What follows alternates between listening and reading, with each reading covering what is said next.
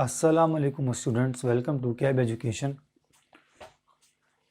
अब हम करेंगे 2016 क्वेश्चन नंबर 5 बैंक रिकन्सिलेशन। चलिए मैं क्वेश्चन को रीड कर लेता हूँ। क्वेश्चन नंबर 5 कहता है comparison of cash book and bank statement of Ocean company reveal the following information. Debit balance of cash book good balance, good है ये। Debit balance of debit balance as per bank statement not good, negative balance decided. सही है क्या कि ये जो है 17,500 negative हो जाएगा क्योंकि ये डेबिट बैलेंस है, इसको क्रेडिट होना चाहिए था।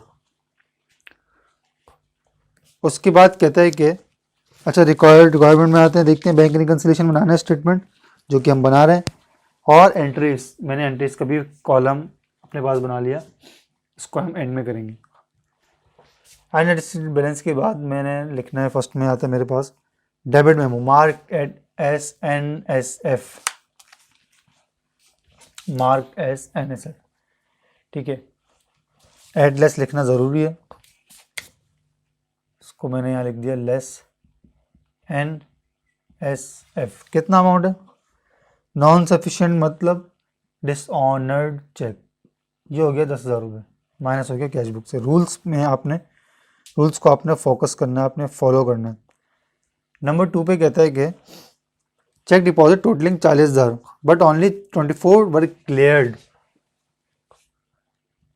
40,000 में से सिर्फ 24,000 जो है वो क्लियर होते हैं, बाकी के 16,000 जो हैं वो अनक्लियर्ड हो गए, ठीक है। यही मीनिंग इसकी निकलती है, और अनक्लियर्ड को हमने बैंक बुक में ऐड कर दिया। रूल्स में क्या बताया था, क्यों ऐड करते हैं? क्योंकि अभी नहीं क्लियर हुए तो बाद में तो क्लियर हो जाएंगे ना, बैंक में ऐड कर दो क्योंकि कैश बुक में ऑलरेडी एडेड है। उसके बाद कहता है कि चेक इशूड 30,000 के बट ओनली 19,000 वर प्रेजेंटेड। 30,000 के चेक्स हमने बांटे दिए लोगों को, लेकिन उनमें से सिर्फ 19,000 रुपये के चेक्स अभी तक लोग लेके पहुंचे, बाकी लोग लेके नहीं पहुंचे। हमने तो पेमेंट माइनस कर दी, लेकिन बैंक में पूरी माइनस नहीं हुई है, तो जितनी माइनस अभी नहीं हुई है, जितने अभी चेक्स नहीं पहुंचे हैं, जितने अभी तक अनप्रेजेंटेड हैं, जो प्रेजेंट नहीं हुए हैं, वो भी मैं माइनस करूंगा तो रिकनसाइल्ड हो जाएगा। Late deposit but not shown in bank statement. Deposit किया लेट, डिपॉजिट या लेट डिपॉजिट लिख लेते हैं इसको। लेट डिपॉजिट का बिल्कुल अनक्लियर्ड वाला कॉन्सेप्ट है। लेट डिपॉजिट करवाया तो थोड़ा टाइम लेगा क्लियर होने में, जमा होने में। 32,000 में क्या कर दूंगा, ऐड कर दूंगा। उसके बाद advice receive from the bank that customer ने डायरेक्ट जमा करवा दिया। 5वां direct deposit, add direct deposits. कितना अमाउंट है? ये 18,000 रुपये, और ये मैं डायरेक्ट डिपॉजिट बैंक में ऐड कर दूँ। 6 पे हमारे इंटरेस्ट क्रेडिट, मेरा पैसा बैंक में बढ़ गया तो क्या मुझे कैश बुक में नहीं बढ़ाना चाहिए? बिल्कुल बढ़ाना चाहिए। कितने से? 2,500 रुपये से। मुझे प्रॉफिट मिला है, तो जब प्रॉफिट मिलेगा मेरा बैंक अकाउंट में प्रॉफिट आएगा, मेरा बैंक अकाउंट बढ़ जाएगा। अब मेरा बैंक अकाउंट अगर बढ़ गया तो मुझे कैश बुक को भी बढ़ाना पड़ेगा ताकि रिकनसाइल हो जाए। 7 में कहते हैं locker charges debited by bank. सही है। लॉकर चार्जेस मतलब कंपनी ने जो है ना बैंक में लॉकर लिया हुआ है, उसके चार्जेस तो देने हैं ना हमने। बैंक तो पूछा नहीं कि पूछेगा नहीं, माइनस कर देगा जब टाइम आएगा चार्जेस लेने का। तो बैंक ने तो माइनस कर दिए, हमने भी माइनस करना है। चलें भाई, हो गया क्वेश्चन कंप्लीट। टाई करते हैं, फिर एंट्रीज बनाते हैं। 10,000 पहले तो कैश बुक में, फिर माइनस का 10,000 ये मैं कर रहा हूँ। फिर 18,000 प्लस 25 और माइनस का 500, तो ये मेरे पास आ गया कोई 20,000 रुपये, और यही 20,000 रुपये यहाँ पर भी आने चाहिए। माइनस का 17,500 है, प्लस का 16,000 है, माइनस का 11,000 है, और प्लस का 32,000 है।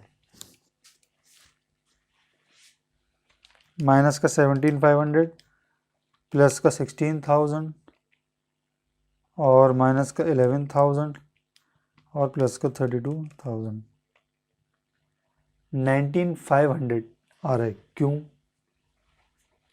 चेक कर लेते हैं। अच्छा, इसका जो बैलेंस था 17,500 नहीं, ये 17,000 है। चले भाई, अब हमारा ये टाई हो गया, ओके हो गया। एंट्रीज पे आते हैं।